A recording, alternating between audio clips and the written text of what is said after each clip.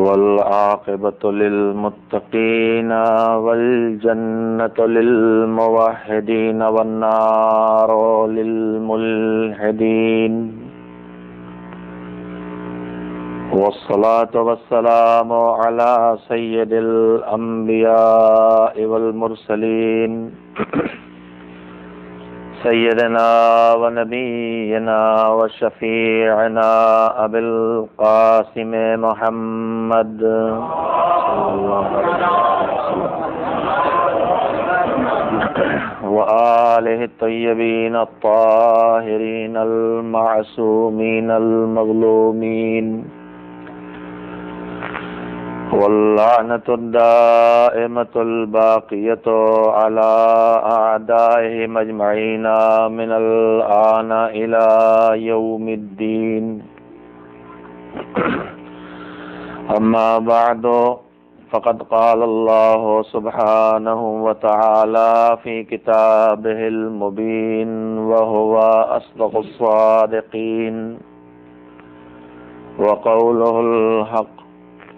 بسم الله الرحمن الرحيم. أولئك على هدى من ربهم وأولئك هم المفلحون. صلوات بھیجیے.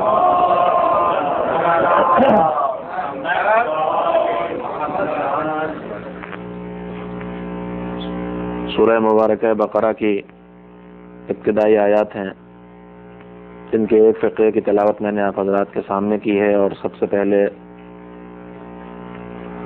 ان آیات کے ترجمے کو آپ کی خدمت میں دہراتا ہوں. بسم اللہ الرحمن الرحیم کے بعد ارشاد ہے الف لام میم ذالک الکتاب لا ریب فیہ. وہ کتاب قرآن وہ کتاب ہے کہ جس میں کسی قسم کے شک اور شبہے کی گنجائش نہیں ہے. ہدی للمتقین، قرآن ہدایت ہے ہر اس انسان کے لیے جو متقی ہو. سارے متقی انسانوں کے لیے ہدایت کا ذریعہ ہے. متقی کون لوگ ہیں؟ جن میں 5 صفتیں پائی جاتی ہوں. متقی لوگوں کی پہلی صفت یہ ہے کہ وہ غیب پر ایمان رکھتے ہیں. وَيُقِيمُونَ الصَّلَاةَ، دوسری صفت یہ ہے کہ نماز قائم کرتے ہیں. وَمِمَّا رَزَقْنَاهُمْ يُنْفِقُونَ، اور متقی انسانوں کی تیسری صفت یہ ہے کہ ہم نے انہیں جو روزی دی ہے اس روزی میں سے روزی دینے والے مالک کے راستے میں خرچ کرتے ہیں. وَالَّذِينَ يُؤْمِنُونَ بِمَا أُنزِلَ إِلَيْكَ وَمَا أُنزِلَ مِن قَبْلِكَ، پیغمبر متقی وہ لوگ ہیں جو آپ پر ہم نے جو کچھ نازل کیا ہے، جو کچھ آپ کے اوپر نازل کیا گیا ہے اس پر، اور آپ سے پہلے آنے والے پیغمبروں پر جو کچھ نازل کیا گیا ہے اس سب پر ان کا ایمان ہوتا ہے. وَبِالْآخِرَةِ هُمْ يُوقِنُونَ، اور ان کا آخرت پر پورا پکا یقین ہوتا ہے.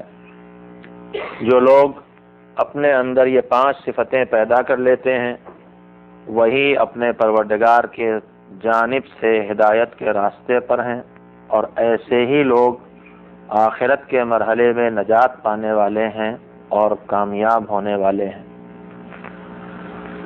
میں نے آپ حضرات کی خدمت میں یہ گزارش کی تھی کہ راہ ہدایت پر چل کر منزل نجات تک پہنچنے کے لیے انسانوں کی 3 بنیادی ضرورتیں ہیں جس کا پروردگار عالم نے مکمل انتظام کیا ہے. ایک ہے حق و باطل کے درمیان تمیز کرنے والی قوت جس کا نام ہے عقل، جو صحیح اور غلط کی پہچان کرے. دوسرے ہے وہ قانون، وہ راستہ کہ جسے اپنا کر جس پر چل کر منزل نجات تک پہنچا جا سکے، جو دین ہے جس کا بیان کتاب ہے. اور تیسری ضرورت ہے وہ راہبر جو بغیر کسی خطا کے، بغیر کسی غلطی کے، بغیر کسی بھول چوک کے اپنی امت کو راہ ہدایت پر چلاتا بھی رہے اور بہکنے پر ٹوکتا بھی رہے اور انہیں لے کے منزل نجات تک پہنچائے۔ میں نے ان گزشتہ شبوں میں آپ کی خدمت میں جو آخری بات عرض کی ہے، یعنی کل، اس کا تعلق کتاب خدا سے تھا کہ ہدایت کے بنیادی ارکان میں ایک رکن ہے کتاب اللہ، اور اسی مسئلے کی طرف قرآن مجید کی یہ آیتیں بھی اشارہ کر رہی ہیں، اور پیغمبر نے بھی اپنے زندگی کے آخری لمحات میں اور اس سے پہلے مختلف مراحل میں ہدایت کے ان دونوں ارکان کو ہمیشہ ساتھ ساتھ پیش کیا تھا۔ انی تارکن فیکم الثقلین کتاب اللہ و عترتی اہل بیت، ہم تمہارے درمیان دو چیزیں چھوڑ کے جا رہے ہیں، ایک اللہ کی کتاب اور ایک میری عترت اور اہل بیت، تم ان دونوں سے وابستہ رہو گے تو کبھی گمراہ نہیں ہوگے۔ اور اس کے بعد ایک عجیب و غریب فقرہ پیغمبر نے فرمایا تھا، تمہارے لیے یہ ہے کہ تم ان دونوں سے وابستہ رہو گے تو گمراہ نہیں ہوگے، اور ان کا آپس کا رشتہ کیا ہے؟ وَلَن يَفْتَرِقَا حَتَّى يَرِدَا عَلَيَّ الْحَوْض، یہ کتاب اور میری عطرت، ان کا رشتہ ایسا ہے کہ یہ دونوں ایک دوسرے سے کبھی بھی ہرگز جدا نہیں ہوں گے۔ یہ حدیث جب تک صفحات پر موجود ہے کتابوں کے، اور یہ قرآن جو کتاب الہی ہے جب تک ہمارے ہاتھوں میں موجود ہے، یہ قرآن خود سب سے بڑا گواہ ہے کہ پیغمبر نے جب یہ فرما دیا ہے کہ جب تک کتاب سے اہل بیت جدا نہیں ہوں گے، تو اگر آج اس زمانے میں کتاب خدا موجود ہے تو کوئی نہ کوئی فرد اہل بیت ہونا چاہیے جو اس سے جدا نہیں ہوتا۔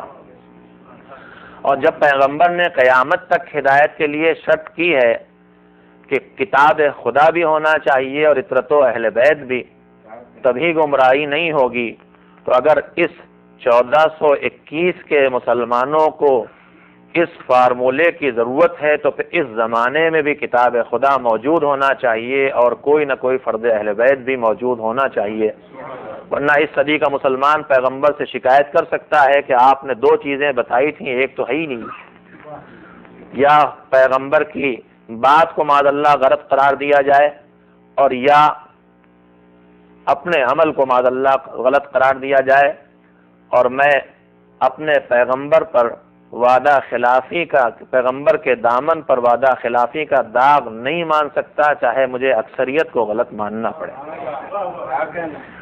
میں نے کل کتاب خدا کے بارے میں چند باتیں کہی تھی، اور آج اپنی گزارش کے ابتدا میں ایک دو باتیں اور عرض کرنا چاہتا ہوں۔ کل گزارش کا آغاز کیا تھا میں نے حروف مقطعات سے، اس لیے کہ اس سورے کا آغاز بھی حروف مقطعات سے ہوا ہے، یعنی وہ حروف جو ایک دوسرے سے جدا جدا ہیں اور جن کو ملا کے بھی کوئی لفظ نہیں بنتا۔ قرآن مجید کے کل 114 سورے، ان 114 سوروں کے میں سے 29 سوروں کی ابتدا میں یہ حروف مقطعات موجود ہیں، اور عربی کی الفابٹ الف ب ت سے بھی 29 ہے ان کی تعداد۔ ان میں سے آدھے، بعض اگر آپ ذرا غور فرمائیں گے تو ایک عجیب و غریب بات اور آپ کو دکھائی دے گی اس اعجاز الہی کی، ان حروف مقطعات میں سے آدھے 14 ان سوروں کے ابتدا میں استعمال کیے گئے ہیں، اور حروف کی عربی حروف جو تلاوت کی جاتی ہے تو ان کی مختلف قسمیں ہیں۔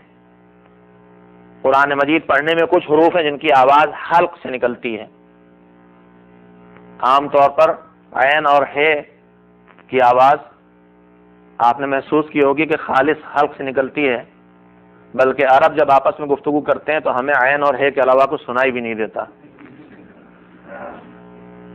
تو یہ حروف جن کی آواز حلق سے نکلتی ہے ان کو کہتے ہیں حروف حلقی، اور باقی حروف جو ہیں وہ حروف حلقی نہیں، دوسرے حروف کچھ کی آواز ہونٹوں کے ملانے سے نکلتی ہے، مثلا با، میم، فا ہونٹوں سے نکل رہی ہے، کچھ زبان کے کنارے اور دانتوں کے ٹکراؤ سے پیدا ہو رہی مختلف آوازیں نکلتی ہیں۔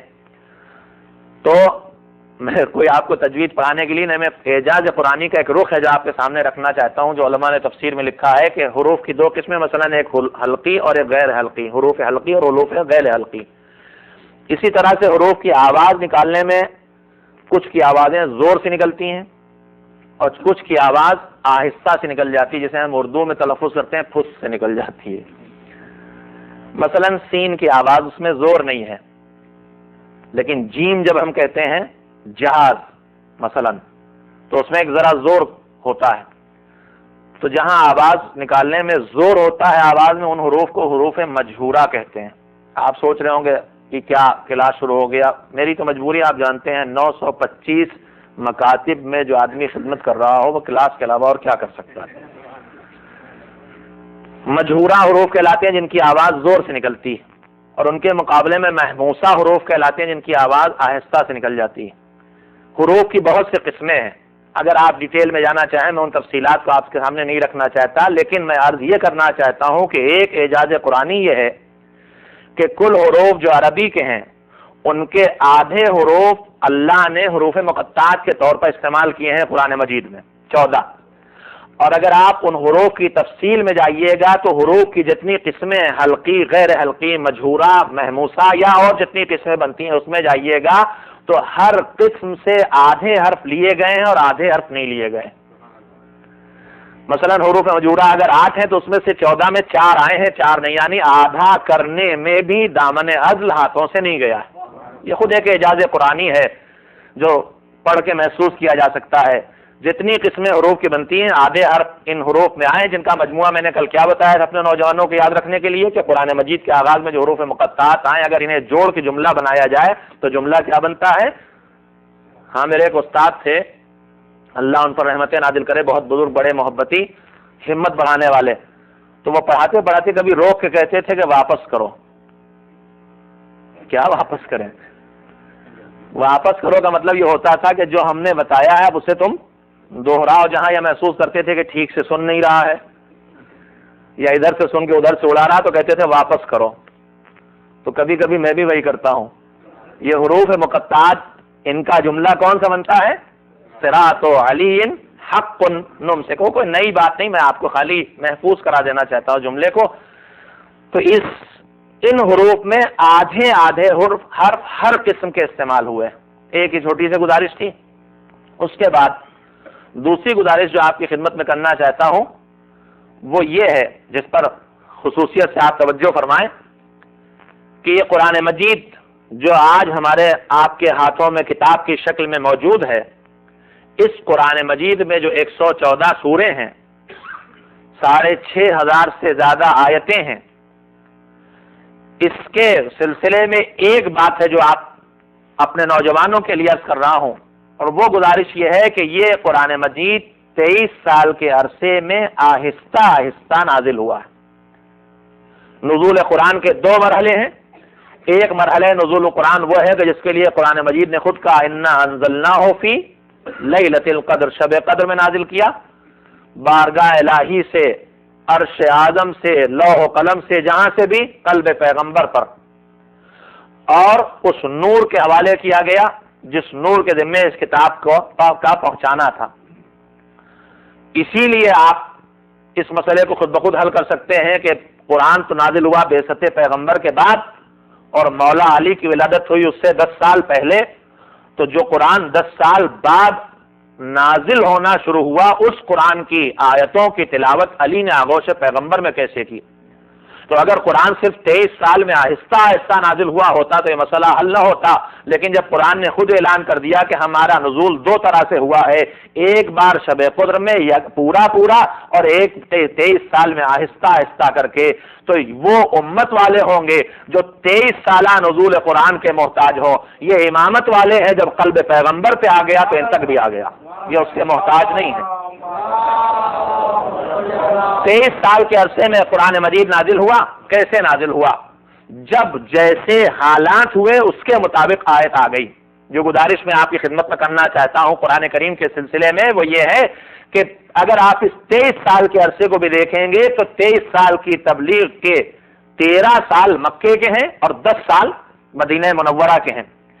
13 برسوں میں مکے میں جتنا قرآن مجید نازل ہوا ہے اس کا بڑا حصہ، بلکہ کہا جا سکتا ہے سارا حصہ، یا عقائد سے تعلق رکھتا ہے، یا اخلاقیات سے تعلق رکھتا ہے، یا ماضی میں تباہ شدہ قوموں کے واقعات سے تعلق رکھتا ہے۔ مکے میں جو قرآن نازل ہوا ہے اس میں نماز کا حکم نہیں آیا، اس میں روزے کا حکم نہیں آیا، اس میں حج کا حکم نہیں آیا۔ احکام جتنے نازل ہوئے ہیں وہ سب کے سب مدینہ منورہ میں نازل ہوئے ہیں، اور آہستہ آہستہ قرآن نازل ہوا۔ اب مسئلہ یہ ہے کہ قرآن میں جو سورے ہیں اور ان سوروں میں جو آیتیں ہیں، یہ آیتیں کیا اسی ترتیب سے ہیں؟ ایک بڑی الجھن ہے جو ختم ہو جاتی ہے اگر اس مسئلے کی طرف توجہ دے لی جائے کہ کہیں آپ کو سوروں میں مکی آیت لکھی دکھائی دے گی اور اس کے بعد پھر ایک دم سے مدنی آیت مل جائے گی، پھر اس کے بعد مکی آیتیں ملیں گی، کہیں مکی سورہ ملے گا، کہیں مدنی سورہ ملے گا۔ تو اگر جیسے اللہ کی بارگاہ سے قرآن نازل ہوا تھا اسی ترتیب سے کتاب میں آیتیں ہوتی تو ساری مکی آیتیں پہلے ہونا چاہیے تھی اور اس کے بعد مدنی آیتیں ہونا چاہیے تھی، سارے عقائد کا بیان پہلے ہونا چاہیے تھا، پھر احکام کا بیان ہوتا۔ لیکن ہم دیکھتے ہیں کہیں مکی آیتیں ہیں، کہیں مدنی آیتیں ہیں، کہیں مکی سورے ہیں، کہیں مدنی سورے ہیں۔ تو میرے عزیزوں پھر مسئلہ کیا ہے؟ پہلا مسئلہ تو یہ ہے کہ یہ بات ہمارے علماء کے درمیان اہل بیت علیہ السلام اور بیان قرآن کی روشنی میں طے شدہ ہے کہ اللہ کا نبی اپنی زندگی میں قرآن مکمل طور پر کتاب کی شکل میں اپنی امت کے حوالے کر گیا تھا۔ یہ داستانیں قابل قبول نہیں ہے کہ فلاں حکومت کے حاکم صاحب آئے تو انہوں نے جمع کیا قرآن کو اور مجموعہ بنایا۔ آپ خود سوچئے، جانے والا پیغمبر اگر یہ کہہ رہا ہے انی تارکن فیکم الثقلین کتاب اللہ و عترتی، تو اگر جمع نہیں ہوا تھا تو نبی کتاب اللہ کا لفظ اس کے لیے کیسے استعمال کر رہے تھے؟ اگر فاتحۃ الکتاب سورہ حمد کا نام ہے اور یہ پیغمبر کا رکھا ہوا نام ہے، فاتحۃ الکتاب کا مطلب ہوتا ہے کتاب کا آغاز کرنے والا سورہ، تو اگر کتاب کی شکل میں قرآن آیا ہی نہیں تھا تو یہ سورہ فاتحۃ الکتاب بنا کیسے؟ یہ داستانیں فضیلتوں کے لیے گڑی گئی ہیں کہ فلاں حکومت کے ذمہ دار نے جمع کیا اور ان داستانوں پہ نظر ڈالیں تو یہ کمال تینوں حکومتوں کو ڈھونے کی کوشش کی گئی ہے۔ بھائی جمع کیا ہوگا تو ایک نے، اور کیا اس کے بعد دوسرے نے اسے پھر پھاڑ کے پھینک دیا تھا، پھر تیسرے نے پھر جمع کیا مثلا؟ تو یہ ایک الگ موضوع، لیکن میں گزارش اپنے نوجوانوں کی خدمت میں کرنا چاہتا ہوں، وہ گزارش یہ ہے کہ حضور کے دور میں کتاب خدا جمع ہو گئی تھی، مگر مسئلہ یہ ہے کہ اگر کتاب خدا جمع ہوئی تو پہلے مکی آیتیں نازل ہوئی، پھر مدنی، مدینے بعد میں آئے، مکے پہلے آئے، تو قرآن کی ترتیب میں سارے مکی آیتیں ایک ساتھ ہونا چاہیے تھی، پھر مدنی آیتیں۔ تو پھر یہ کیوں ہے کہ کہیں مکی آیتیں ہیں کہیں مدنی آیتیں ہیں؟ تو میرے عزیزوں میں عرض کروں گا، ایک اللہ کی طرف سے نازل ہونے کی ترتیب ہے اور ایک کتاب میں آیتوں کے لکھے جانے کی ترتیب ہے۔ دونوں ترتیبیں حکم پروردگار سے ہیں جس پر پیغمبر نے عمل کیا ہے۔ مگر مسئلہ کیا ہے؟ اگر ہمیں آپ کو ایک گھر بنانا ہو، خیر یہاں تو میں یہاں کی صورتحال کو تو میں نہیں عرض کر سکتا، لیکن عام طور پر لوگ دوسروں کے حوالے کام کر دیتے ہیں، کنٹریکٹر کو دے دیا، وہ گھر بنائے، اس کا درجہ سر جانے، ہمیں بنا ہوا گھر چاہیے۔ لیکن ہم لوگ جن ملکوں سے آئے، ہندوستان، پاکستان، افریقہ، وہاں عام طور پر آدمی کوشش کرتا ہے کہ اپنا گھر خود بنائے، اپنی مرضی سے بنائے۔ اب ہمیں ایک گھر بنانا ہے، گھر بنانے کے لیے جتنے سامان کی ضرورت ہے اس سامان کا ہمیں انتظار کرنا ہے، یا کنٹریکٹر بھی ہے تو جو سامان گھر بنانے کے لیے چاہیے وہ تو لے کے آئے گا۔ اس گھر کے بنانے کے سامان میں اینٹیں لگیں گی، اس میں سیمنٹ لگے گی، اس میں ریت لگے گی، اس میں لوہا لگے گا، اس میں لکڑی لگے گی، اس میں بجلی کا سامان لگے گا، پلمبنگ کا سامان لگے گا۔ تو گھر بنانے والا یہ سارا سامان فراہم کرتا ہے یا نہیں کرتا؟ گھر بنانے والا یہ سارا سامان فراہم کرتا ہے۔ سامان لانے میں کیا دیکھا جاتا ہے؟ مثلا اس وقت کون چیز سستی مل رہی وہ لے لی جائے، میرے پاس کتنے پیسے ہیں اس کے تحت میں یہ سامان خرید لوں۔ ابھی کبھی لوہا خرید لیا، کبھی سیمنٹ خرید لی، کبھی اینٹیں خرید لی۔ تو جب سامان فراہم کیا جاتا ہے گھر کے لیے تو فراہم کرنے میں حالات دیکھے جاتے ہیں، صورتحال دیکھی جاتی ہے۔ ممکن ہے اینٹیں بعد میں آئے، لوہا پہلے خرید لیا جائے، سیمنٹ بعد میں آئے، ممکن ہے لکڑی پہلے خرید لی جائے جس کا بعد میں کام پڑنے والا ہے۔ مگر جب گھر بننا شروع ہوتا ہے تو گھر بنانے والا خریداری کی ترتیب کو نہیں دیکھتا کہ چونکہ پہلے لکڑی آئی ہے لہذا پہلے لکڑی لگائیں گے، اس کے بعد سیمنٹ آئی تھی لہذا سیمنٹ لگائیں گے، پھر اس کے بعد اینٹیں آئی تھی اس لیے اینٹیں لگائیں گے.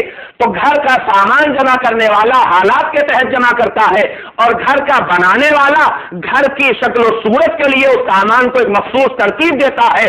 میرے عزیزوں قرآن مجید کی صورتحال بھی یہی ہے. قرآن مجید کی آیتیں صورتحال کے تحت نازل ہوئی ہے. جب بگڑی ہوئی قوم کے حالات دکھائی دیے تو پچھلی تباہ شدہ قوموں کا تذکرہ کیا گیا. جب توحید کا انکار دکھائی دیا تو آیات توحید آ گئی. جب پنجتن پاک چادر میں جمع ہوں گے تبھی تو آیت ٹھیک حاصل ہوگی. جب کوئی شب ہجرت بستر نبی پہ لیٹے گا تبھی تو آیت آئے گی کہ کچھ ایسے لوگ ہیں جو راہ خدا میں اپنی جانیں بیچ دیتے ہیں. جب کوئی مسجد میں راہ خدا میں انگوٹھی دے گا تبھی تو آیت نازل ہوگی. تو یہ آیتیں نازل ہوئی ہیں حالات کے تقاضے کے تحت. لیکن جب قرآن کی ترتیب کی منزل آئی تو حکم خدا سے پیغمبر نے ہر آیت کو وہاں رکھا تاکہ کتاب کی شکل اختیار کر لے. لہذا ترتیب نزول اور ہے ترتیب قرآن اور ہے، دونوں کام پیغمبر کے انجام دیے ہوئے ہیں. صلوات بھیجے محمد و آل محمد. قرآن نازل ہوا ہے منشاء الہی سے حالات کے تقاضوں کے تحت، اور قرآن کی ترتیب ہے منشاء پروردگار سے امر پیغمبر سے. صورتحال یہ تھی کہ حکم پیغمبر سے سوروں کے نام معین ہو جاتے تھے، سورے کا نام لکھ دیا گیا. یہ باتیں عام طور پر مجالس میں نہیں پیش کی جاتی ہیں. میں آپ کی خدمت میں اس لیے پیش کر رہا ہوں کہ کتاب سے ہماری وابستگی بڑھتے رہنا چاہیے. نام کھلے ہوئے ہیں سوروں کے، چیپٹر معین کر دیے پیغمبر نے. اب آیت نازل ہوئی، حکم پیغمبر ہوتا تھا مثلا اس سورے کو بقرہ، اس آیت کو سورہ بقرہ میں لکھ دو، اس آیت کو سورہ طٰہٰ میں لکھ دو، اس آیت کو سورہ یاسین میں لکھ دو. ایک وقت میں کئی سورے کھلے ہوئے ہوتے تھے اور ان میں حکم پیغمبر سے آیتیں لکھی جاتی رہتی تھی. تو ایک گزارش جو میں نے آج کتاب خدا کے بارے میں کی وہ کیا کی ہے کہ نازل ہونے کی ترتیب اور ہے اور کتاب کی ترتیب اور ہے، لیکن نزول کی ترتیب بھی منشاء الہی کے مطابق تھی اور کتاب کی ترتیب بھی حکم خدا کے مطابق پیغمبر کی انجام دی ہوئی ہے، نہ کسی حاکم کی انجام دی ہوئی ہے نہ کسی غیر معصوم کی انجام دی ہوئی ہے. ایک صلوات بھیجے محمد و آل محمد. اب یہ کتاب جو آئی سب کے لیے یہ ہے کیا؟ ہدی للمتقین. اس کا فائدہ کون اٹھائے گا؟ صرف متقین. ہاں 8:25. ایک صلوات بھیجے محمد و آل.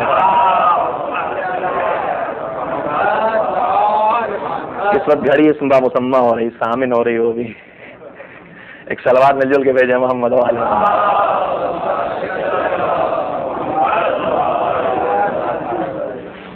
ہدی للمتقین، یہ کتاب کس کی ہدایت ہے؟ کس کے لیے؟ متقین کے لیے. کیا ہے؟ تعویذ ہے متقین کے لیے کہ تعویذ بنا کے گلے میں ڈال دو. میرے عزیزوں، ہر چیز کا ایک مین مقصد ہوتا ہے اور کچھ اس کے ضمنی استعمال اور فائدے ہوتے ہیں. پروردگار عالم نے میری ناک کس لیے بنائی ہے؟ میرے کان کس لیے بنائے؟ چپکے سے گئی ہے کٹنے کے لیے. یہ ناک کس لیے بنائی؟ خوشبو اور بدبو کے احساس کے لیے. یہ کان کس لیے بنائے؟ آوازوں کو سننے کے لیے. یہ اس کا اصلی استعمال ہے. اب اس کے بعد ضمنی فائدے بہت سے ہیں. سلموں نے شرارت کی، پیچ کس دیا گیا. ان کا ناک کا میری نگاہ میں سب سے بڑا فائدہ ہے کہ اینک کا بہترین اسٹینڈ. تو یہ ناقدری ہوگی کہ نہیں؟ کان کا بہترین مصرف یہ ہے کہ اینک کان پہ جا کے ٹک جاتی ہے، اپنی جگہ سے کھسکتی نہیں.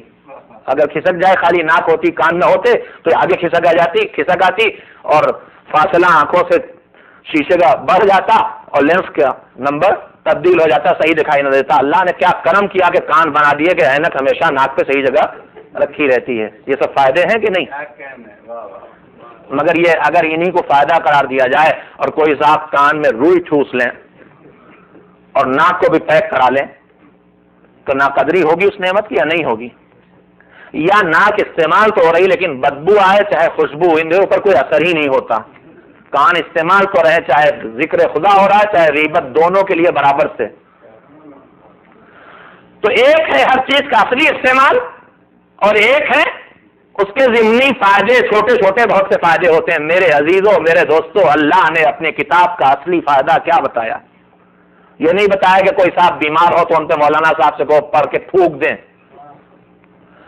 یہ بھی نہیں کہا کہ کسی کا دم نکل رہا ہو تو ان کے پاس بیٹھ جاؤ، یہ اس لیے ہم نے قرآن نازل کیا. یہ نہیں کہا کہ کسی پہ آسیب ہو جائے تو چاروں کل لکھوا کے انہیں پہنا دو. ہاں پڑھنے کی بھی ضرورت نہیں. اب تو ہماری قوم اس سے بھی آگے کہ یہ کام بھی ہمیں نہ کرنا پڑے، ڈبیا میں بند کر کے ہمارے ہاتھ 20 پاؤنڈ کا ویٹ دیے $12 کا ہم لے لیں گے، پڑھنے کی ذمہ داری بھی ہم سے چلی جائے. تو قرآن مجید کے بہت سے ضمنی فائدے ہیں. فائدے تو اس حد تک ہیں کہ روایات میں یہ ہے کہ سورہ حمد اگر کوئی زبان 7 مرتبہ مردے پہ پڑھے تو اسے زندہ کیا جا سکتا ہے، بشرطے کہ یہ زبان قرآن ہو، مرضی خدا کے خلاف کبھی چلی نہ ہو. اس کے بعد پھر کوئی تعجب نہیں ہے کہ اگر علی کسی نماز جنازہ پڑھا دے تو زندہ ہو جائے. سورہ حمد پڑھی انہوں نے، قصہ مر بھی سکتا ہے، زندہ بھی کر سکتے ہیں، دونوں کام وہ کر سکتے ہیں، بشرطے کو زبان طاہر ہو، اس پہ مرضی خدا کے خلاف کوئی لفظ کبھی نہ آیا. تو قرآن کے بہت سے فائدے ہیں. یہ بیماروں کو شفا بھی دیتی ہے، یہ دم نکلنے میں آسانی بھی پیدا کرتا ہے، اور قبر کے اندر جب مردے کے سرحانے بیٹھ کے پڑھی جائے تو اس کے لیے رحمت بھی بن سکتی. یہ سارے فائدے قرآن کے ہیں، مگر پروردگار عالم نے قرآن کا اصل فائدہ کیا قرار دیا ہے؟ ہدی للمتقین. یہ ہدایت کے لیے ہے. ہماری بد نصیبی ہوگی اگر قرآن سے ہر فائدہ ہم اٹھائیں سوائے اس ایک اصلی فائدے کے جو اللہ نے اس کا فائدہ رکھا ہے، جس کے لیے اس نے قرآن کو نازل کیا ہے. یہ اصل میں کتاب ہدایت ہے، ہمیں اس سے ہدایت حاصل کرنا چاہیے. اور یاد رکھیے گا، اس کائنات میں پروردگار عالم نے جو کچھ خلق کیا ہے اس مخلوق کی بعض صورتوں کو میدان قیامت میں بیان کیا ہے کہ جب یہاں سے واپس جائیں گے تو اپنے خالق کی بارگاہ میں شکایت کریں گے. ان شکایت کرنے والوں میں وہ مسجد بھی ہوگی کہ جو مسجد بنائی تو گئی لیکن مسجد کو مومنین نے آباد نہیں کیا. ان شکایت کرنے والوں میں وہ عالم صاحب علم بھی ہوگا کہ جس کے پاس علم تھا لیکن لوگوں نے اس کے علم سے فائدہ نہیں اٹھایا. ان شکایت کرنے والوں میں پیغمبر کی وہ اطرت ہوگی جو آواز دے گی، پروردگار پیغمبر کے بعد ہمیں انہوں نے ہجرت میں مجبور کیا، ہمارے گھروں کو لوٹا، ہمارے گھروں کو تباہ کیا. ان شکایت کرنے والوں کی فہرست میں قرآن مجید کتاب اللہ بھی ہے. کون سی شکایت ہوگی قرآن کی؟ قرآن کی شکایت خود قرآن میں بیان کی گئی ہے. اور شکایت کون کرے گا؟ پیغمبر جا کے کریں گے. یا ربی ابن قومی اتخذوا هذا القرآن مہجورا. میرے مالک، میں تیری بارگاہ میں اپنی امت کی شکایت کرنے آیا ہوں. میری یہ کتاب، یہ قرآن مجید جسے تو نے ذریعہ ہدایت بنا کے چھوڑا بھیجا تھا، میری قوم نے اسے چھوڑ دیا تھا، اسے طاقوں میں تہ کر کے غلاف میں رکھ دیا تھا، اسے کتاب زندگی نہیں بنایا تھا. میرے عزیزوں، قرآن کو زندگی میں زیادہ سے زیادہ لانے کی ضرورت ہے. اس کا فائدہ سنیے گا. مولا کائنات امیر المومنین حضرت علی بن ابی طالب علیہ السلام نے نہج البلاغہ میں ایک عجیب و غریب فقرہ فرمایا ہے. سنیے، فرمایا ما جالس احد مع هذا القرآن. کوئی ایک آدمی بھی اس قرآن کے ساتھ تھوڑی دیر بھی نہیں بیٹھا مگر یہ کہ جب اٹھا تو اٹھا کیسے؟ اللہ بزیادت او نقصان.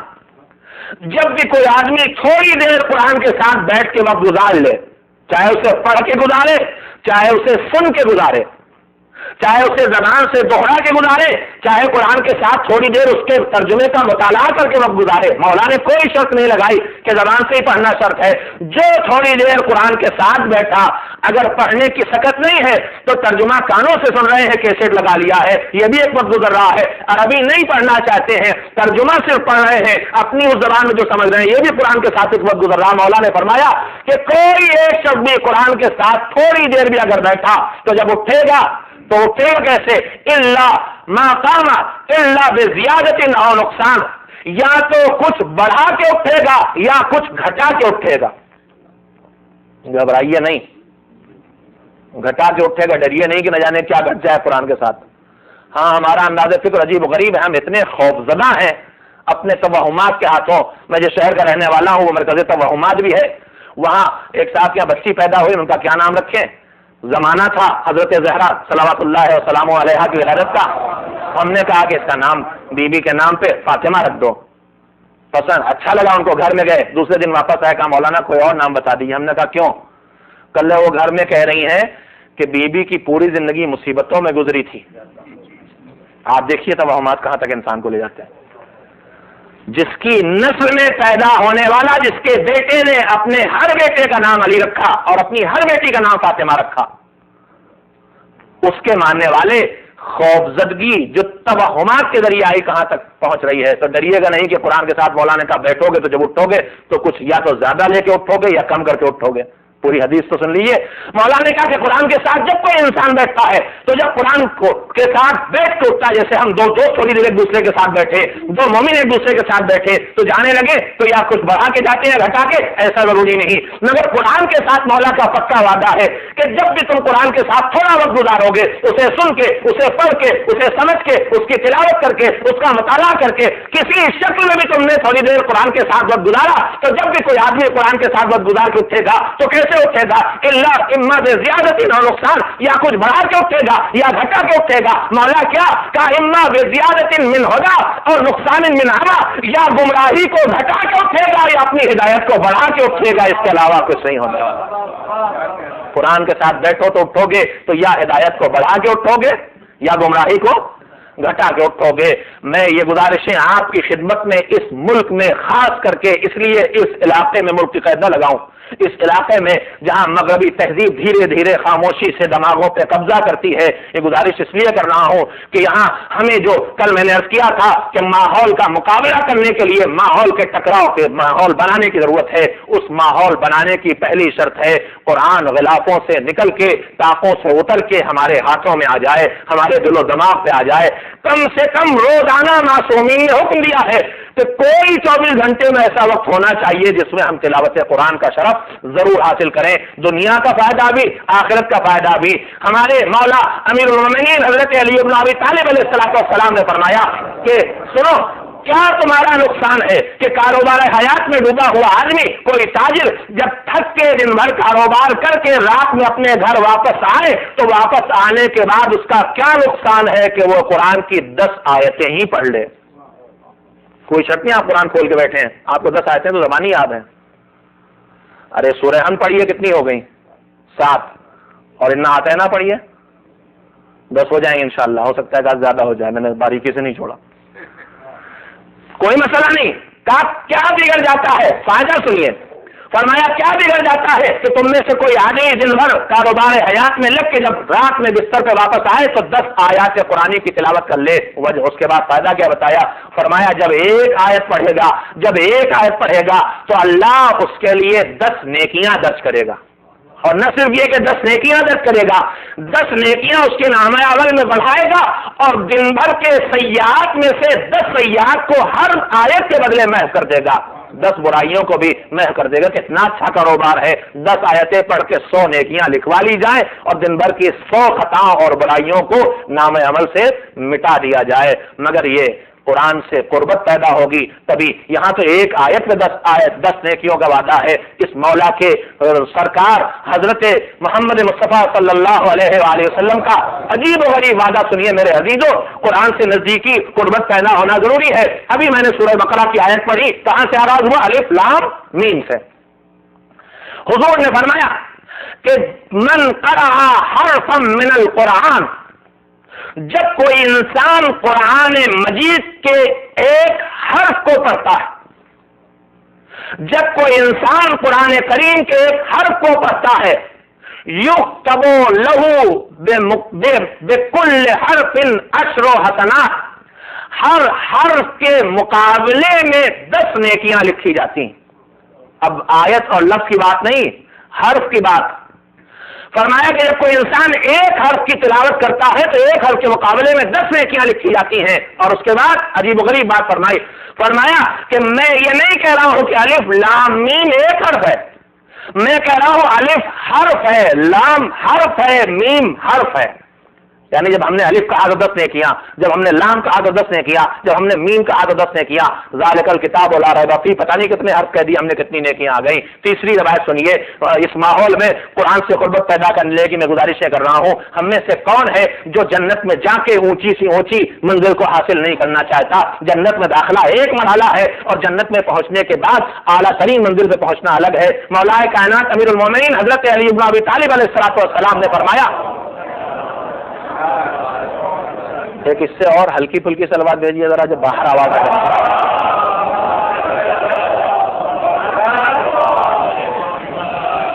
ایک جگہ ایک مشاعرہ ہو رہا تھا. مشاعرہ تو سمجھتے ہی نا، ہاں ابھی تو پہلی صدی ہے اس ملک میں آئے ہوئے، ابھی تو سمجھتے ہیں انشاءاللہ.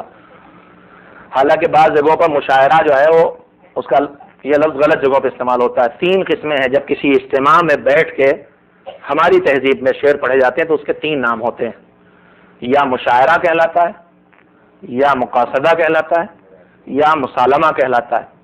اگر محفل مسرت ہے اور مدح کے اشعار پڑھے جا رہے ہیں قصیدے کے تو مقاصدہ کہلاتا ہے. اگر غم کا اجتماع ہے اور سلام کے اشعار اس میں پڑھے جا رہے ہیں جس میں مدح ہوتی ہے لیکن غم انگیز لہجے میں اور مصائب کا تذکرہ ہوتا ہے تو مسالمہ کہلاتا ہے. اور اگر کوئی قید نہیں ہے، جس کا جو جی چاہے، تو وہ مشاعرہ. ایک جگہ کے مشاعرہ اور رات مشاعرے میں شعر غزلیں پڑھی جاتی ہیں عام طور پہ. غزل 10 11 12 شعر ہوتے ہیں اس میں. ایک صاحب آگے جو غزل بروزن مثنوی کہتے تھے. مثنوی کا مطلب یہ ہوتا ہے کہ ایک لمبی داستان جس میں سینکڑوں ہزاروں شعر ہوتے ہیں. مثنوی مولانا روم ہے، پوری موٹی کتاب ہے. شاہنامہ فردوسی مثنوی ہے، موٹی کتاب ہے. ہزاروں اشعار ہوتے ہیں، کہانیاں ہوتی ہیں، داستانیں ہوتی ہیں. تو غزل کے 10 11 شعر ہوتے ہیں اور مثنوی میں بے حساب. ایک صاحب نے غزل شروع کی مثنوی جیسی اور آواز بھی تانسین کے بھی استاد تھے. 10 شعر 20 شعر 30 شعر غزل ختم ہی نہیں ہوتی. تو مجمع میں سے ایک دیہاتی آدمی ایک موٹا سا ڈنڈا لے کے کھڑا ہوا. جیسے ہی انہوں نے اس کو دور سے دیکھا، تجربے کار آدمی سے سمجھ گیا کیا قصہ ہے. شاعر صاحب نے وہیں سے آواز دی، بھائی صاحب اب تشریف رکھیں، بس آخری شعر اور زحمت تمام. ایک بات چپکے سے سن لیجئے گا کہ جب کوئی شاعر آپ سے وعدہ کرے کہ آخری شعر اور زحمت تمام تو ہرگز اس کے وعدے میں اعتبار نہ کیجیے گا. اس کے بعد ایک شعر بنام مقطع اور سنائیں گے. بالکل اسی طرح جیسے ذاکر کہے بس 2 فقرے، تو ان 2 فقروں کو آپ نہیں سمجھ سکتے کہ فقرے کتنے بڑے ہوں گے. آپ دھوکے میں آئیں گے 2 فقرے 2 منٹ میں ہو جائیں گے، 2 فقرے ہو سکتا ہے ابھی آدھے گھنٹے کے ہوں. تو کہا صاحب بھائی صاحب تشریف رکھیے، آپ کی آخری شعر اور آپ کی زحمت تمام. تو وہ دیہاتی تھا لیکن مہذب تھا. اس سے ہاتھ جوڑے اپنے دیہاتی لہجے میں کہا کہ حضور، حضور یعنی حضور، حضور آپ اپنے سلسلے کو جاری رکھیں، میں تو آپ کے میزبان کو ڈھونڈ رہا ہوں جس نے آپ کو بلایا ہے، آپ تو مہمان ہیں. ایک صلوات بھیج دیں محمد.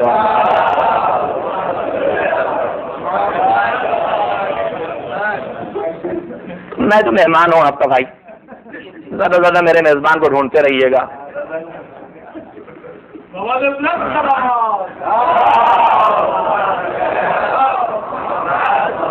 تو ہم سب کی تمنا جنت اور جنت کے اعلیٰ ترین درجات، جنت کے اعلیٰ ترین درجات کی جتنی تعداد ہے، سنیے میرے بات. حضور سرور کائنات حضرت محمد مصطفیٰ صلی اللہ علیہ وآلہ وسلم نے فرمایا کہ جنت کے درجات کی تعداد آیات قرآنی کے مطابق ہے. جنت کے درجات کی تعداد آیات قرآنی کے مطابق ہے. اور جب جنت میں آدمی داخل ہوگا تو اسے ایک راستہ یہ بھی ملے گا، آواز آئے گی اقرا ورقا، پڑھتا جا چڑھتا جا. جتنی آیتیں یاد ہیں پڑھتے جاؤ، اپ گریڈ ہوتے چلے جاؤ.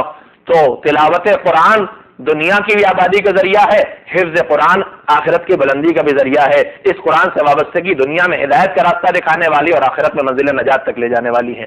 ایک صلوات بھیجے محمد و آل.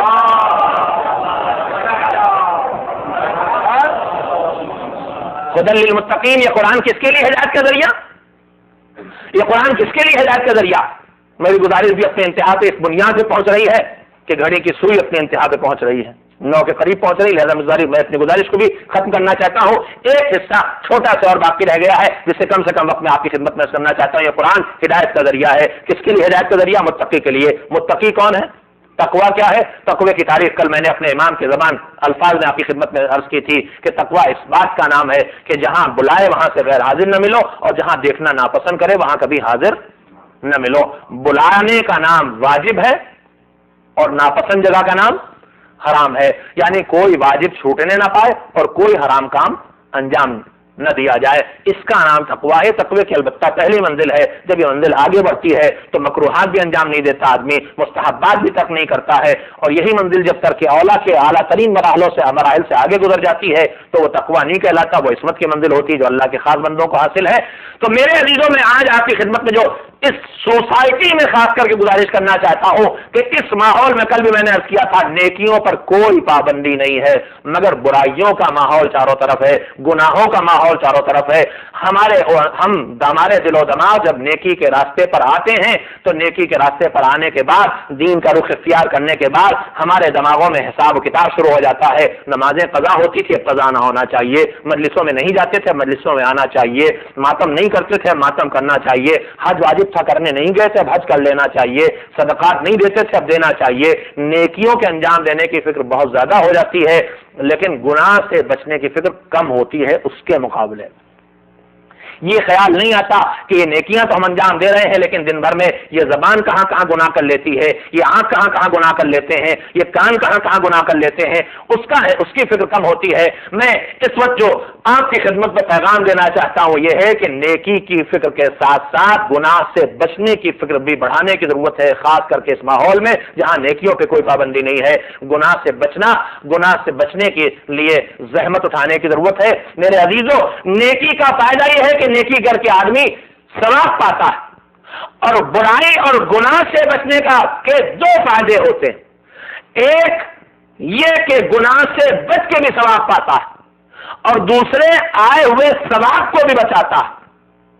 حضور سرور کائنات حضرت محمد مصطفیٰ صلی اللہ علیہ وآلہ وسلم کے دور میں پیغمبر تشریف فرما ہے، مسجد میں اصحاب بیٹھے ہوئے، ایک مرتبہ پیغمبر نے فرمایا کہ جو شخص زبان سے ایک مرتبہ سبحان اللہ کہہ دیتا ہے اللہ اس کے لیے ایک درخت لگا دیتا ہے۔ جو زبان سے، ہاں یہ نہ کہیے کہ مولویوں نے حدیث گڑھی ہے تاکہ مجلس میں لوگ خوب سبحان اللہ کہیں، کچھ بھروسہ نہیں ہے۔ ایک صلوات بھیجے محمد والا۔ جو شخص ایک مرتبہ سبحان اللہ کہتا اللہ اس کے لیے جنت میں ایک درخت لگا دیتا ہے۔ ہمارے خصوصیات میں خصوصیت یہ ہے کہ ہم اپنی نیکیوں کو خوب جوڑ کے رکھتے ہیں گن گن کے، اور گناہوں کو بہت جلدی بھولتے ہیں۔ ایک شخص اٹھا سامنے، اس نے اٹھ کے کہا کہ حضور پھر تو ہمارے جنت میں باغ کے باغ لگ گئے۔ البتہ یہ پرماننٹ باغ کون لگا سکتا ہے؟ جو اس نعمت کی قدردانی کرتا ہو جو نعمت پیغمبر کی بیٹی کے ذریعے ملی تھی۔ روزانہ 5 نمازوں کے بعد تسبیح زہرا پڑھنے والا ہی ہر نماز کے بعد 33 مرتبہ سبحان اللہ کہے گا، اور اگر اس آپ 33 کو 5 سے ضرب دے لیں تو کتنے ہو گئے؟ 165، 165۔ اگر 15 سال کی نماز عمر سے ماشاءاللہ نماز پڑھے اور عمر مبارک 40 سال ہو گئی، 25 سال میں کتنے درخت لگ گئے جنت میں؟ کینیڈا تو ہو ہی گیا کم سے کم۔ ہاں 9 سال کی عمر سے اگر میری کوئی بہن نماز پڑھ رہی ہے تو کتنے درخت لگ گئے؟ تو اب ہم اپنا نیکیوں کا حساب تو خوب یاد رکھتے ہیں۔ تو صحابی اٹھا، اس نے کہا حضور ہمارے جنت میں باغ کے باغ لگ گئے۔ حضور نے کہا بے شک، اگر تم نے یہ کام خلوص سے کیا ہے تو بے شک جنت میں باغ کے باغ لگ گئے۔ یہاں تک جو بات صحیح تھی، اس کے بعد وہ انداز فکر آیا، کہا اب اگر اس کے بعد ہم کوئی کار خیر نہ کریں تب بھی جنت تو ہماری بن چکی۔ تو پیغمبر نے ایک فقرہ فرمایا، میں آپ کو سنانا چاہتا ہوں۔ کہا تم یہ ٹھیک کہہ رہے ہو کہ جنت میں تمہارے باغ کے باغ تمہاری نیکیوں سے لگ گئے ہیں، مگر ایک بات کا خیال رکھنا، تمہارے کسی ایک گناہ کی چنگاری بھی ان سارے باغوں کو جلا کے خاک کر سکتی ہے۔ تو میرے عزیزوں، میرے دوستوں، نیکی کر کے ثواب کما لینا بڑا آسان کام ہے، مگر گناہوں کی آگ سے اس ثواب کو بچا کے رکھنا یہ مشکل مرحلہ ہے۔ لہذا ہر وقت نگاہوں پر قابو رہنا چاہیے، زبان پر قابو رہنا چاہیے، کانوں پر قابو رہنا چاہیے، ہاتھوں پر قابو رہنا چاہیے۔ نیکی کے اوزار بھی یہی ہیں اور برائی کے اوزار بھی یہی ہیں۔ آدمی جب زبان سے اللہ اکبر کہتا ہے تو ثواب لکھواتا ہے، جب اسی زبان سے کسی مومن کی توہین کرتا ہے تو عذاب لکھواتا ہے۔ یہی ہاتھ جب سینے پہ ماتم حسین کے لیے پڑھتے ہیں تو ثواب لے کے آتے ہیں، یہی ہاتھ کسی توہین مومن کے لیے اشارہ بن کے اٹھتے ہیں تو یہی ہاتھ عذاب لے کے آتے ہیں۔ یہی آنکھیں جب ماں باپ پر محبت کے اور احترام کے ساتھ پڑتی ہیں تو ثواب لے کے آتی ہیں، یہی آنکھیں جب کسی بزرگ کے اوپر تندی کے ساتھ پڑتی ہیں تو یہی عذاب لے کے آتی ہیں۔ ثواب کما لینا بڑا آسان ہے، مگر گناہوں سے اپنے آپ کو بچا کے حفاظت کرنا بڑا دشوار کام ہے۔ میرے عزیزوں، بس آخری بات آپ کی خدمت میں جو عرض کر رہا ہوں وہ یہ ہے کہ اس پوری دنیا میں اس پوری دنیا میں سب سے بڑی مصیبت کسی پر کیا ہو سکتی ہے؟ آپ سوچئے ذرا دیر کے لیے. اس دنیا میں سب سے بڑی مصیبت ہم اپنے لیے اگر سوچیں تو کیا ہو سکتی ہے؟ ایک گناہ وہ ہوتا ہے عزیزو کہ جو آدمی نفس کے غلبے میں آ کے کر دے. غلط غصے میں زبان کا استعمال غلط ہو گیا، نفس کے تقاضے کے تحت نگاہ کا استعمال غلط ہو گیا. لیکن ایک گناہ وہ ہوتا ہے جو آدمی اس طرح انجام دینے لگتا ہے کہ اسے خیال بھی نہیں ہوتا ہے کہ حکم خدا کے خلاف یہ کام میں کر رہا ہوں، اس کی عادت بن جاتی. بے حسی سے گناہ کرنے لگتا ہے. پہلی مرتبہ گناہ کرنے کے بعد بے حسی پیدا نہیں ہوتی، دوسری مرتبہ گناہ کر کے بے حسی پیدا نہیں ہوتی، تیسری مرتبہ گناہ کر کے بے حسی نہیں پیدا ہوتی. ہمارے امام چھٹے امام حضرت جعفر صادق علیہ السلام نے فرمایا کہ جب کوئی آدمی کوئی خطا اور غلطی کرتا ہے تو پہلی مرتبہ گناہ کرنے پر اس کے دل میں ایک سیاہ نقطہ پیدا ہوتا ہے. اگر اس کے بعد وہ اپنی غلطی کی طرف متوجہ ہو جائے اور توبہ کر لے تو اللہ اس سیاہ نقطے کو اس کے دل سے صاف کر دیتا ہے. لیکن اگر وہ متوجہ نہ ہو پھر وہی گناہ پہ کرے، گناہ پہ گناہ کرے، گناہ پہ گناہ کرے، گناہ پہ گناہ کرے تو یہ سیاہ نقطہ بڑھتا جاتا ہے. اور اگر گناہ کی تکرار اتنی زیادہ ہو کہ یہ سیاہی دل کے اوپر زیادہ قبضہ کر لے تو پھر اس کی اصلاح کا امکان باقی نہیں رہ جاتا، گمراہی اس کے دل پہ قبضہ کر لیتی ہے. میرے عزیزو، بے حسی کے ساتھ گناہ، دل کی سختی کے ساتھ کہ گناہ کر کے آدمی احساس سے گناہ نہ کرے، یہ سب سے بڑی مصیبت ہے. ہم سوچتے ہیں اس دنیا میں سب سے بڑی مصیبت کیا ہو سکتی ہے؟ خدا نخواستہ کسی کے بیٹے کی موت ہو جائے، خدا نخواستہ کسی کے ہاتھ پیر بیکار ہو جائے، واپاہج ہو جائے، خدا نخواستہ کسی کے گھر میں آگ لگ جائے. سب سے بڑی مصیبت اس دنیا میں ہو سکتی ہے، مگر اس مالک کی نگاہ میں سب سے بڑی مصیبت کیا ہے؟ حضرت شعیب علیہ السلام کے دور میں ایک فاجر انسان ہے، امت شعیب میں اللہ کے حکم کی نافرمانی کرتا ہے اور اس پر فخر و ناز بھی کرتا ہے. اس کی جرأت اتنی بڑی، روایت ہمارے ائمہ معصومین سے ہے، اس کی جرأت اتنی بڑی کہ اس نے جناب شعیب سے کہا کہ تمہارا دین جن چیزوں سے روکتا ہے، تمہارا پروردگار جن برائیوں سے روکتا ہے، میں وہ سارے گناہ کر رہا ہوں، شراب بھی پیتا ہوں، بدماشیاں بھی کرتا ہوں، چوری بھی کرتا ہوں، عبادت خدا نہیں کرتا، سارے وہ گناہ کر رہا ہوں. تم نے کہا ہے کہ اللہ ان گناہوں پر سزا دے گا، تو تمہارے مالک نے تو مجھے آج تک کوئی سزا نہیں دی. جرأت دیکھیے بندے کی، کہ میں وہ ساری خطائیں کر رہا ہوں اور تمہارے مالک نے آج تک کوئی سزا مجھے نہیں دی. جا کے اپنے پروردگار سے پوچھو. جناب شعیب بارگاہ الہی جب مناجات کے لیے آئے، مناجات کر کے واپس جانے لگے تو آواز آئی، شعیب تم نے میرے بندے کا پیغام نہیں پہنچایا. جناب شعیب نے کہا کہ معبود، اس کی جو جرأت ہے، جو بات اس نے کہی میں وہ تیرے سامنے دوہرا بھی نہیں سکتا، اور تو مجھ سے بہتر سارے دلوں کے حالات کو جانتا، تجھ سے ضرورت کیا ہے؟ کہا نہیں، میرا جواب اسے پہنچا دو. مالک نے کہا شعیب میرا جواب اسے پہنچا دو. کہا شعیب سنو، شعیب سنو، وہ کہہ رہا میں نے اسے کسی مصیبت میں مبتلا نہیں کیا، میں نے اسے اس دنیا کی سب سے بڑی مصیبت میں مبتلا کر دیا ہے، اس کے گناہ کی سزا کے طور پر، اس کے گناہ کے عقاب کے طور پر. سنو عزیزو، اللہ نے کس چیز کو سب سے بڑی مصیبت قرار دیا؟ میں نے سوچا کہ میں دیکھوں کہ اس پر کیا مصیبت پڑی، تو نہ اس کا بیٹا مرا، نہ اس کی بیٹی مری، نہ اس کے گھر میں آگ لگی، نہ وہ معذور ہوا، نہ اس کی روزی چھنی. کوئی ایسی مصیبت جسے ہم دنیا کی مصیبت سمجھ سکتے ہیں دکھائی نہیں دی. کہا پروردگار تو نے اسے سب سے بڑی مصیبت میں مبتلا کیا، اور وہ کہہ رہا اس کا کوئی مصیبت نہیں پڑی. کہا ہاں میں نے اسی مصیبت میں مبتلا کر دیا اور اسے اس مصیبت کا احساس بھی نہیں ہے. کہا معبود اسے تو نے کس مصیبت میں مبتلا کیا ہے؟ کہا میں نے اس شخص کے دل کو سخت بنا دیا ہے، اسے بے حسی میں مبتلا کر دیا ہے. میرے عزیزو، بے حسی وہ سب سے بڑی مصیبت ہے جس سے بڑی کوئی مصیبت واقعا اس دنیا میں نہیں ہو سکتی. اس لیے کہ اگر میں کوئی خطا کروں، میں کوئی گناہ کروں اور میرا احساس زندہ ہو تو یہ احساس میرے اندر جب غلطی کا احساس پیدا ہوگا، جرم کا احساس پیدا ہوگا، خطا کا احساس پیدا ہوگا تو یہ احساس جرم مجھ میں شرمندگی پیدا کرے گا. شرمندگی پیدا ہوگی تو میں اپنے معبود کے سامنے آ جاؤں گا، اپنے معبود کے سامنے آ کے توبہ کے لیے ہاتھ اٹھا کے توبہ کروں گا تو وہ کریم پروردگار اس کے کرم سے امید ہے کہ توبہ قبول کر لے گا، میری زندگی سے گناہ خارج ہو جائے گا، صاف ہو جائے گا نام عمل سے. تو بے حسی جب احساس ہوتا ہے تو شرمندگی ہوتی ہے، شرمندگی ہوتی ہے تو توبہ کا جذبہ پیدا ہوتا ہے، توبہ کا جذبہ پیدا ہوتا ہے تو گناہ نیکیوں سے بھی بدلا جا سکتا ہے. لیکن جب بے حسی پیدا ہو جائے تو نہ احساس جرم پیدا ہوگا، نہ شرمندگی پیدا ہوگی، نہ توبہ کا خیال دماغوں میں آئے گا، نہ گناہ کے نام عمل سے نکلنے کی گنجائش پیدا ہوگی. اس دنیا کی سب سے بڑی مصیبت اللہ نے قرار دی ہے سخت دل ہو جانا، بے حس ہو جانا. اس کے انداز عذاب بھی نرالے ہیں اور اس کے کرم کے رحمت کے انداز بھی نرالے ہیں. وہ جب کسی کو سزا بھی دیتا ہے تو عجیب و غریب انداز سے، اور جب کسی پہ مہربان ہوتا ہے تو مہربانی کے بھی عجب انداز ہوتے ہیں. میں نے روایت میں پڑھا، ہمارے چھٹے امام حضرت جعفر صادق علیہ السلام نے فرمایا کہ اللہ کا ایک بندہ جس سے اللہ محبت کرتا ہے، جو اللہ کا مطیع اور فرما بردار بندہ ہے، عبادت گزار بندہ ہے، اس کی نماز شب بھی کبھی قضا نہیں ہوتی۔ امام نے فرمایا کہ اللہ کبھی کبھی مہربان ہوتا ہے جب اس بندے پر، تو اس کی نیند کو اتنا گہرا کر دیتا ہے کہ اس کی نماز شب قضا ہو جائے۔ یہ ہمارے اور آپ کی بات نہیں ہے، یہ ان کی بات ہے جن کی نماز شب کبھی قضا نہیں ہوتی۔ کہ اللہ اس پر مہربان ہوتا ہے تو اس کی نیند اتنی گہری کر دیتا ہے کہ اس کی آنکھ نہ کھلے، نماز شب قضا ہو جائے۔ اور یہ نماز شب کی بات ہے، نماز صبح کی بات بھی نہیں ہے کہ کل سے دلیل بن جائے کہ آج اللہ مہربان تھا، نیند گہری کر دی۔ ہاں، بے حساب مہربانیاں شروع ہو جائیں گی۔ یہ نماز شب کی بات ہے، نماز صبح کی، نماز واجب کی بات نہیں۔ کہا اللہ جب اپنے کسی عبادت گزار بندے پر مہربان ہوتا ہے تو کبھی کبھی اس کی نیند اتنی گہری کر دیتا ہے کہ اس کی آنکھ نہ کھلے اور نماز شب قضا ہو جائے۔ پوچھنے والے نے پوچھا مولا اس میں کون سا کرم ہے، اس میں کیا مہربانی ہے، اس میں کون سی رحمت ہے؟ بیچارہ نماز شب کا پابند تو اس کی نماز شب قضا ہو گئی۔ کہا تم سمجھے نہیں، اس میں اس کی کرم کا بہت بڑا پہلو ہے۔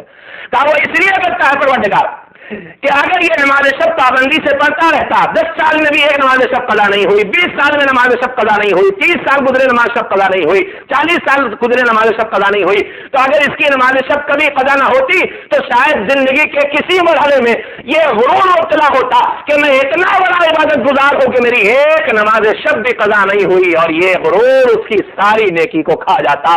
پروردگار مہربان ہوتا ہے، مہربان ہوتا ہے تو اس کی ایک نماز شب قضا کرا دیتا ہے تاکہ احساس شرمندگی میں مبتلا ہو جائے، احساس غرور کا شکار نہ ہونے پائے، اور یہ شرمندگی بار الہی سے قربت پیدا کراتی رہے گی۔ میرے عزیزوں، نیکیاں تو ہم ضرور کرتے ہیں، یہ نیکیاں ہماری برائیوں کے مقابلے میں بہت کم ہے، گناہ حد سے زیادہ ہے۔ ہر لمحے احساس شرمندگی ہونا چاہیے، بے حسی ہمارے دل و دماغ پہ نہ طاری ہونے پائے۔ ایک صلوات بھیجیں محمد۔